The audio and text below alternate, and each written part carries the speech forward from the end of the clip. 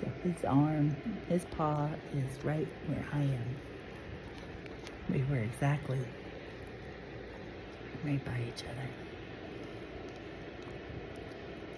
He's finishing his little puppy teething ring. But look at how much trust this is. And you can kiss him while he's doing his toy. He doesn't growl. He's such a good puppy. His family loves him so much. He is just such a great dog. I'm just standing in the gap so he's not lonely.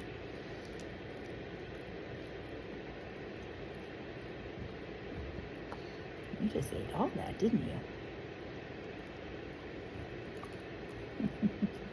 You're a big boy now, aren't you? You can do big boy stuff.